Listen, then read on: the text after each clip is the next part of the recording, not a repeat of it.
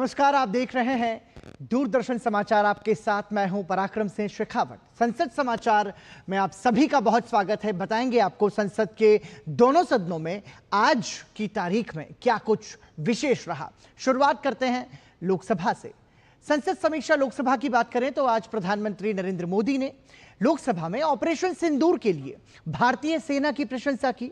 उन्होंने कहा कि ऑपरेशन सिंदूर ने तय कर दिया कि भारत में आतंकी हमले के लिए उसके आकाओं और पाकिस्तान को भारी कीमत चुकानी होगी। प्रधानमंत्री नरेंद्र मोदी ने कहा, दुनिया ने देखा है कि हमारी कार्रवाई का दायरा कितना बड़ा है। सिंदूर से लेकर सिंधु तक पाकिस्तान पर कार्रवाई की है। ऑपरेशन सिंदूर ने तय कर दिया कि भारत में आतंकी हमले के लिए उसके आकाओं और पाकिस्तान को भारी कीमत चुकानी होगी। वो ऐसे ही नहीं जा सकते। ऑपरेशन सिंदूर से स्पष्ट होता है कि भारत ने 3 सूत्र तय किए हैं। पहला, अगर भारत पर आतंकी हमला हुआ तो हम अपने तरीके, अपनी शर्तों और अपने समय पर जवाब देकर रहेंगे। दूसरा, कोई भी न्यूक्लियर ब्लैकमेल नहीं चलेगा। और तीसरी बात यह है कि हम आतंकी सरपरस्त सरकार और आतंकी आकाओं को अलग अलग नहीं देखेंगे। प्रधानमंत्री नरेंद्र मोदी ने लोकसभा में विदेश नीति पर विपक्ष की ओर से उठाए गए सवालों के भी जवाब दिए। उन्होंने कहा कि विदेश नीति को लेकर यहां काफी बातें की गई और दुनिया के समर्थन को लेकर भी बात की गई। उन्होंने कहा कि सदन में स्पष्ट रूप से बताना चाहता हूं कि दुनिया के किसी भी देश ने भारत को अपनी सुरक्षा में कार्रवाई करने से नहीं रोका है। संयुक्त राष्ट्र के 193 देशों में से सिर्फ 3 देशों ने ऑपरेशन सिंदूर के दौरान पाकिस्तान के समर्थन में बयान दिया था। क्वाड हो या ब्रिक्स हो या फिर फ्रांस, रूस या जर्मनी समेत किसी भी देश के नाम ले लिए जाएं, दुनिया भर से भारत को समर्थन मिला है। उन्होंने आगे कहा, हमें दुनिया के देशों का समर्थन मिला, लेकिन यह दुर्भाग्य है कि मेरे देश के वीरों के पराक्रम को कांग्रेस का समर्थन नहीं मिला।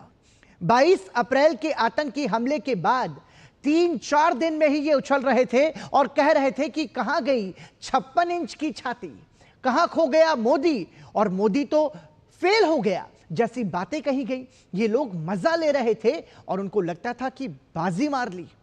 वो पहलगाम के निर्दोष लोगों की हत्या में भी अपनी राजनीति तलाशते थे, अपनी स्वार्थी राजनीति के लिए मुझ पर निशाना साध रहे थे। लेकिन उनकी ये बयानबाजी और छिछोरापन देश के सुरक्षा बलों का मनोबल गिरा रहा था।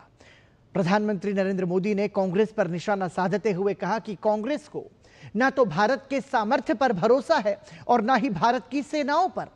वो लगातार ऑपरेशन सिंदूर पर सवाल उठा रहे हैं। ऐसा करके आप लोग मीडिया में हेडलाइन तो ले सकते हैं, लेकिन देशवासियों के दिलों में जगह नहीं बना सकते। प्रधानमंत्री नरेंद्र मोदी ने विपक्ष पर झूठ और प्रचार को बढ़ाने का आरोप लगाया। प्रधानमंत्री ने कहा कि 10 मई को ऑपरेशन सिंदूर के तहत हो रहे एक्शन को रोकने की घोषणा की। इसको लेकर यहां भांति भांति की बातें कही गई। यह वही प्रोपेगेंडा है जो सीमा पर फैलाया गया है, सीमा पार से फैलाया गया है। कुछ लोग सेना द्वारा दिए गए तथ्यों की जगह पाकिस्तान के झूठ और प्रचार को आगे बढ़ाने में जुटे हुए हैं, जबकि भारत का रुख हमेशा स्पष्ट रहा है। प्रधानमंत्री नरेंद्र मोदी ने अपने संबोधन के दौरान कांग्रेस पार्टी पर तीखा हमला किया और उस पर पाकिस्तान के साथ मिलकर काम करने और भारतीय सशस्त्र बलों का मनोबल गिराने का आरोप लगाया। प्रधानमंत्री नरेंद्र मोदी ने कहा कि सेना का विरोध और सेना के प्रति नकारात्मकता ये कांग्रेस का पुराना रवैया रहा है। अभी देश ने कारगिल विजय दिवस मनाया, लेकिन देश जानता है कि कांग्रेस ने अपने कार्यकाल में और आज तक ना तो कारगिल की विजय को अपनाया है और ना ही कारगिल विजय दिवस मनाया है और ना ही कारगिल का गौरव किया है। प्रधानमंत्री नरेंद्र मोदी ने आगे कहा कि कल हमारे सुरक्षा बलों ने ऑपरेशन महादेव को अंजाम दिया और पहलगाम हमले के 3 आतंकियों को मार गिराया। लेकिन कल यहां पूछा गया कि आज ही क्यों हुआ? क्या ऑपरेशन के लिए सावन महीने का सोमवार ढूंढा गया था? ऐसा प्रधानमंत्री नरेंद्र मोदी ने कहा। उसका इंतजार करने की जरूरत थी क्या? पिछले कई सप्ताह से पूछा जा रहा था कि पहलगाम के आतंकियों का क्या हुआ, और जब आतंकियों को मार गिराया गया तो कल ही क्यों हुआ? ऐसे कहने की नौबत आखिर क्यों पड़ी? प्रधानमंत्री नरेंद्र मोदी ने तरस खाते हुए विपक्ष के लिए कहा कि इन लोगों का आखिर हाल क्या है। प्रधानमंत्री मोदी ने कहा कि दुनिया के किसी भी नेता ने ऑपरेशन सिंदूर को नहीं रुकवाया। उन्होंने कहा कि 9 मई की रात और 10 मई की सुबह हमने पाकिस्तान की सैन्य शक्ति को तहस नहस कर दिया था। आज पाकिस्तान भी जान गया है कि भारत का हर जवाब पहले से ज्यादा तगड़ा होता है। उसे यह भी पता है कि भविष्य में नौबत आई तो भारत आगे कुछ भी कर सकता है। इसलिए मैं फिर से लोकतंत्र के इस मंदिर में दोहराना चाहता हूं कि ऑपरेशन सिंदूर जारी है। अगर पाकिस्तान ने दुस्साहस की कल्पना की तो उसे करारा जवाब दिया जाएगा। प्रधानमंत्री नरेंद्र मोदी ने कहा कि भारतीय सेना के प्रहार ने पाकिस्तान को घुटने पर आने के लिए मजबूर कर दिया। पाकिस्तान ने डीजीएमओ को फोन कर पाकिस्तान के डीजीएमओ ने भारत के डीजीएमओ को फोन कर गुहार लगाई कि बस करो, बहुत मारा, अब ज्यादा मार झेलने की हमारी ताकत नहीं है, प्लीज हमला रोक दो। भारत ने पहले ही दिन कह दिया था कि भारत ने अपने लक्ष्य पूरे कर दिए, अगर आप कुछ करोगे तो जवाब देंगे। प्रधानमंत्री नरेंद्र मोदी ने कहा कि 9 तारीख की रात को अमेरिका के उपराष्ट्रपति जेडी वेंस ने मुझसे बात करने का प्रयास किया। वो घंटे भर कोशिश कर रहे थे, लेकिन मेरी सेना के साथ बैठक चल रही थी तो मैं फोन नहीं उठा पाया, लेकिन बाद में मैंने कॉल बैक किया। फिर अमेरिका के उपराष्ट्रपति ने मुझे बताया कि पाकिस्तान बहुत बड़ा हमला करने वाला है। इस पर मैंने कहा अगर पाकिस्तान का यह इरादा है तो उसे बहुत महंगा पड़ेगा।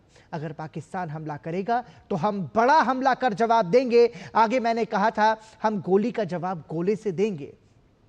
इससे पहले केंद्रीय गृह मंत्री अमित शाह ने मंगलवार को लोकसभा में घोषणा की कि पहलगाम आतंकवादी घटना को अंजाम देने वाले तीनों आतंकवादी सोमवार को सुरक्षा बलों के साथ मुठभेड़ में मारे गए। अमित शाह ने लोकसभा में ऑपरेशन सिंदूर पर चर्चा में हिस्सा लेते हुए कहा कि ऑपरेशन महादेव के दौरान कल पहलगाम में 26 निर्दोष पर्यटकों की हत्या करने वाले आतंकवादी सुलेमान उर्फ फैसल, अफगान और जिब्रान सैन्य बलों के साथ मुठभेड़ में मारे गए। उन्होंने बताया कि सुलेमान आतंकवादी संगठन लश्कर ए तैयबा का ए श्रेणी का आतंकवादी और तथाकथित कमांडर था। अफगान और जिब्रान भी लश्कर ए तैयबा से जुड़े हुए ए श्रेणी के आतंकवादी थे। उन्होंने बताया कि मारे गए तीनों आतंकवादियों के पहलगाम घटना में शामिल होने की पुष्टि इन्हें पनाह देने वालों से कराई गई है। पहलगाम हमले में इस्तेमाल हथियारों से निकले खोखे का मिलान कर लिया गया है और इसकी पुष्टि हो गई है कि इन आतंकवादियों के कब्जे से बरामद हथियार ही पहलगाम हमले में इस्तेमाल किए गए थे। अमित शाह ने बताया कि राष्ट्रीय जांच एजेंसी ने इन आतंकवादियों को पहलगाम घटना के बाद शरण और भोजन देने वालों को गिरफ्तार किया था।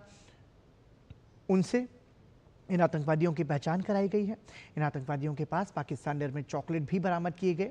अमित शाह ने बताया कि ऑपरेशन सिंदूर के दौरान पाकिस्तान स्थित 9 आतंकवादी ठिकानों को ध्वस्त करने के अलावा पाकिस्तान के 11 एयरबेस क्षतिग्रस्त किए गए। इनमें 9 तो पूरी तरह नेस्तनाबूद कर दिए गए।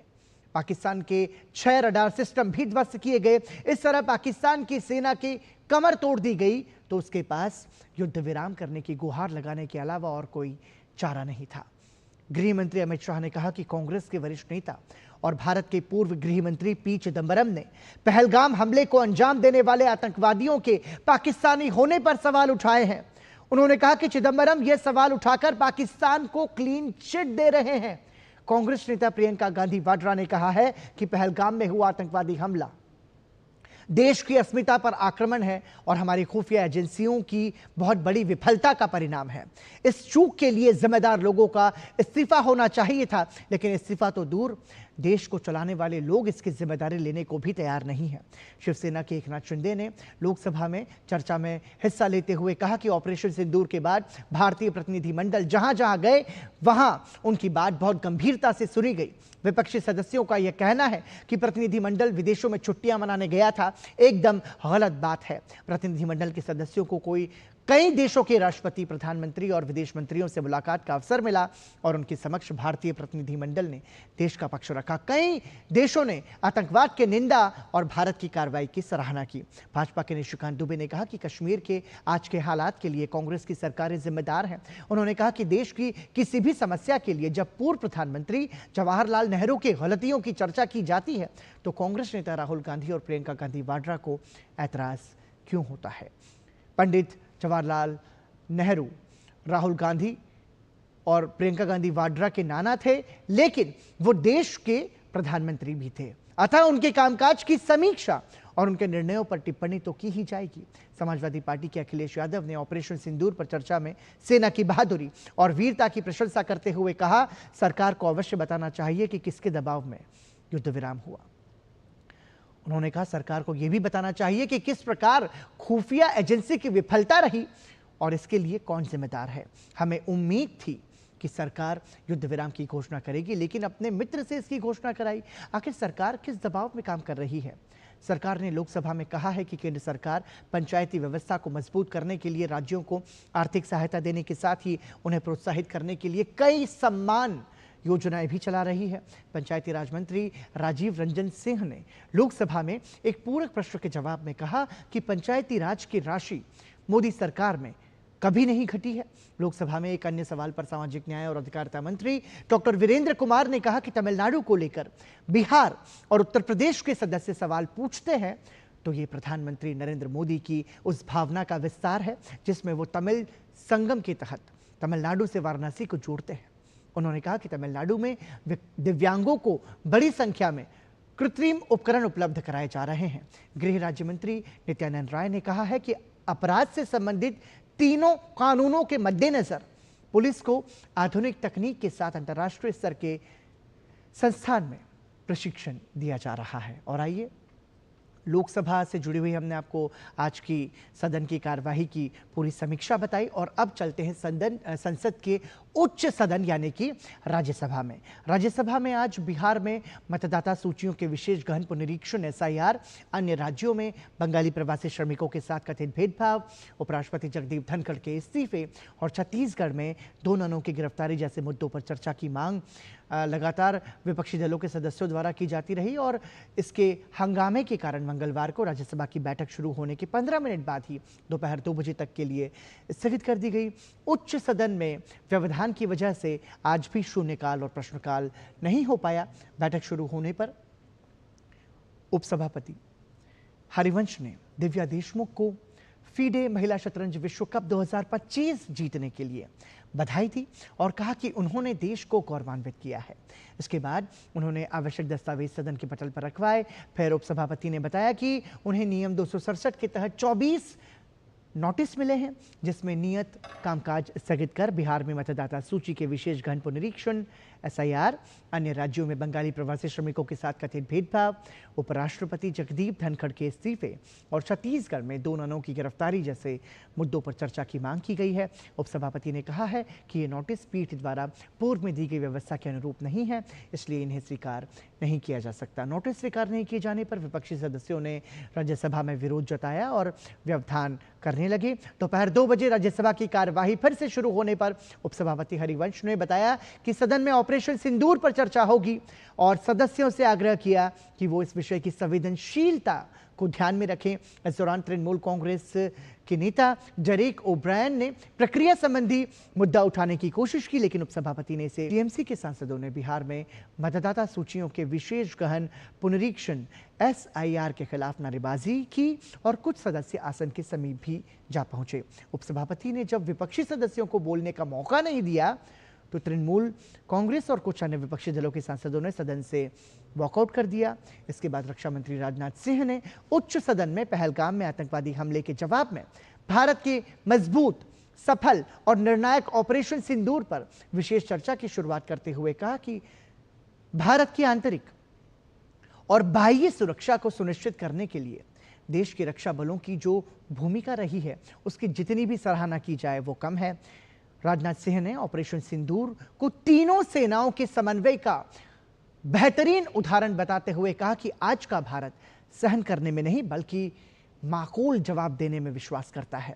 साथ ही उन्होंने ये उम्मीद जताई कि पीओके के लोगों की एक दिन घर वापसी भी जरूर होगी। साथ ही रक्षा मंत्री ने पाकिस्तान को स्पष्ट शब्दों में चेतावनी दी कि यदि उसकी ओर से कुछ आतंकवादी करतूत की गई तो ऑपरेशन सिंदूर को फिर से शुरू करने में रंच मात्र भी देर नहीं की जाएगी। राजनाथ सिंह ने पहलगाम आतंकवादी हमले में शामिल 3 आतंकवादियों को मार गिराने के लिए सेना और सुरक्षा बलों को बधाई दी। उन्होंने कहा कि गृह मंत्री अमित शाह ने लोकसभा में यह विस्तृत जानकारी दी है कि सोमवार को सेना सीआरपीएफ और जम्मू कश्मीर पुलिस ने एक संयुक्त अभियान चलाया। उन्होंने कहा कि इस अभियान में मारे गए आतंकवादियों के पास से मिले हथियारों की फोरेंसिक जांच की गई है। राजनाथ सिंह ने कहा कि जांच में यह पूरी तरह स्पष्ट हो गया है कि ये वही हथियार हैं जिनका इस्तेमाल पहलगाम आतंकवादी हमले में किया गया था। राजनाथ सिंह ने कहा कि प्रधानमंत्री नरेंद्र मोदी कह चुके हैं कि ऑपरेशन सिंदूर रुका है, समाप्त नहीं हुआ है, और पाकिस्तान अगर फिर से नापाक हरकत करता है तो और कठोर कार्रवाई होगी। उन्होंने कहा कि सवाल पूछा जाता है कि ऑपरेशन सिंदूर के दौरान पाक अधिकृत कश्मीर को कब्जे में क्यों नहीं लिया गया। रक्षा मंत्री ने कहा कि उन्हें इस बात पर पूरा विश्वास है कि पाक अधिकृत कश्मीर एक दिन भारत का अंग जरूर बनेगा। उन्होंने ये भी कहा कि पहलगाम में हुए आतंकवादी हमले और उसके बाद भारत द्वारा चलाए गए ऑपरेशन सिंदूर के दौरान प्रधानमंत्री नरेंद्र मोदी और अमेरिका के राष्ट्रपति डोनाल्ड ट्रंप के बीच कोई बातचीत नहीं हुई। राज्यसभा में नेता प्रतिपक्ष और कांग्रेस अध्यक्ष मल्लिकार्जुन खड़गे ने जम्मू कश्मीर के पहलगाम में हुए आतंकी हमले के लिए जवाबदेही तय करने की मांग करते हुए सवाल किया कि अगर देश में आतंकी ढांचा काफी हद तक नष्ट हो चुका है तो फिर पहलगाम हमला कैसे हुआ। मल्लिकार्जुन खड़गे ने कहा कि सरकार को आतंकवादी हमले रोकने में चूक और विफलता स्वीकार करनी चाहिए।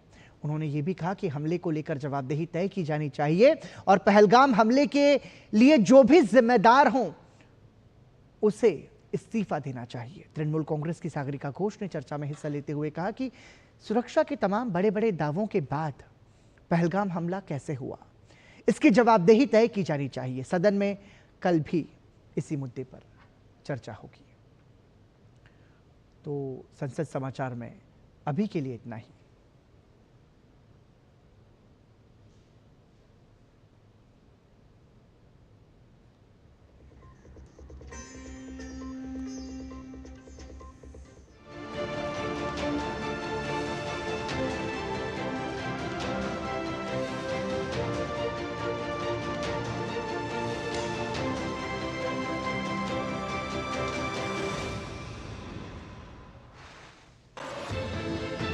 हर पल बदल रही